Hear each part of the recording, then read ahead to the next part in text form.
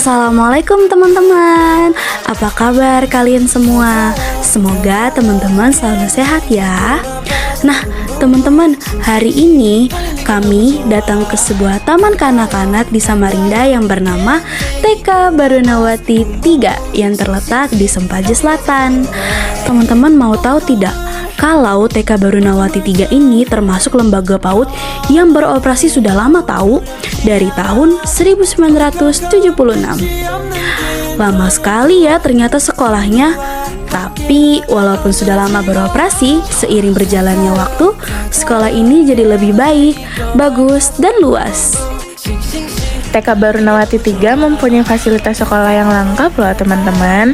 Dari ruang kelas yang nyaman dan penuh warna, hasil karya teman-teman TK Barunawati yang dipajang, dan meja bentuk bundar yang mempermudah komunikasi dan saling bertukar cerita dengan teman sebaya. Selain dari fasilitas sekolah, digitalisasi PAUD pun sudah diterapkan di sekolah ini dengan adanya penggunaan media sosial sekolah, memposting masa MPLS anak, serta kegiatan-kegiatan seru lainnya.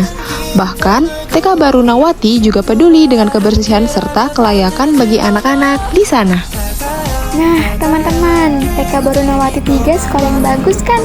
Dari mulai tempat yang luas, fasilitas yang dilengkapi, penggunaan digitalisasi, memastikan bahwa anak sehat, bersih, dan terlindungi, serta peran guru dan kepala sekolah yang menjaga anak-anak dan anak yang terlibat aktif dalam seluruh kegiatan. Semuanya terpenuhi dan dijalani dengan baik.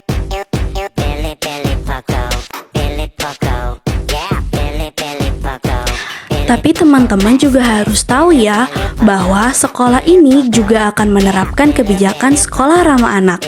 Sekarang kita tanya-tanya yuk sama Kepala Sekolah TK Barunawati 3 tentang sekolah ramah anak bersama dengan Bunda Arik Cynthia Ekawati, SPD.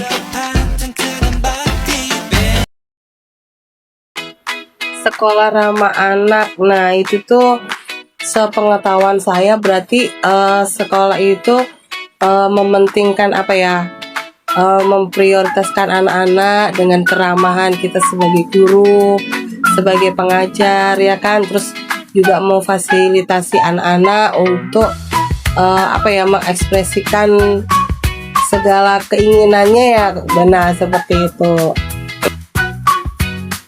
BK.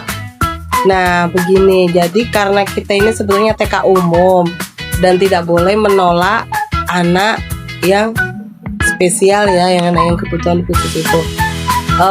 Kita menerima anak-anak tersebut, tapi kami sebagai guru belum memiliki keahlian yang seperti yang memang seperti ahlinya bahwa menangani anak ABK itu seperti ini, ya kan? Karena ilmu kita itu ya ilmu yang umum di sekolah-sekolah atau di perguruan tinggi kan. Dan untuk untuk anak ABK itu kita belajarnya ya otodidak melalui sosmed, melalui teman. Misalnya kita punya teman nih di sekolah yang SLB. Misalnya saya punya ini teman, dia ngajar di SLB. Nah dari situlah kita gali nih, kenapa sih kalau anak ini tantrum. Nah ini nih tanganannya bagaimana penanganannya anak yang tantrum, terus anak yang autis. Nah dari situ aja sih kita masih belum ada yang kayak model bersertifikat itu kami tidak punya kayak gitu. Jadi kalaupun yang kita terima itu, jadi kalau penanganan khusus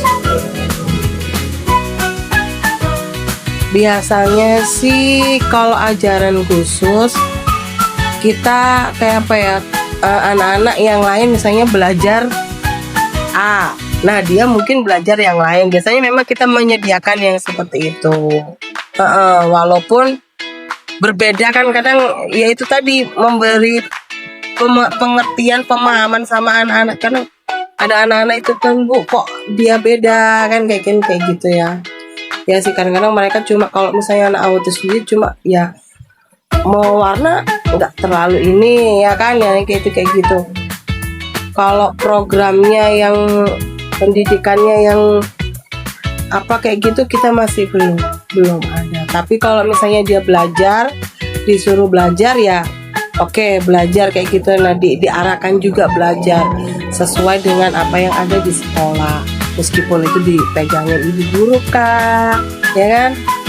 Ada aja yang kayak gitu. Kami belum banyak.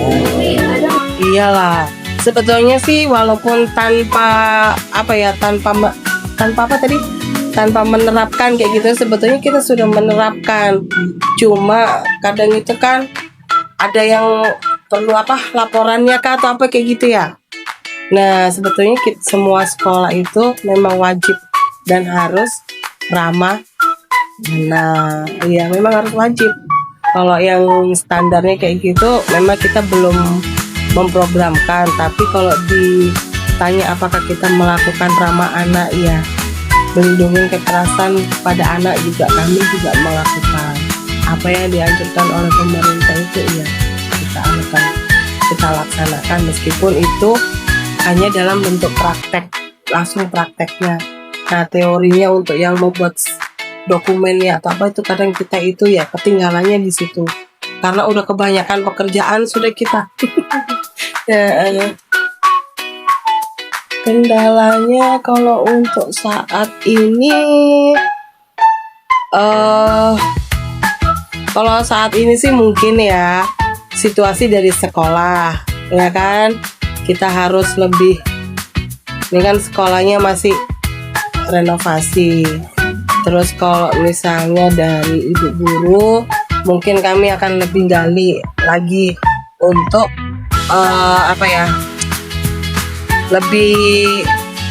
lebih baik lagi lah istilahnya dalam memberi pendidikan kan, memberi anak-anak ini supaya dia itu untuk lebih maju lagi. Seperti itu aja sih, lebih berusaha lah ya.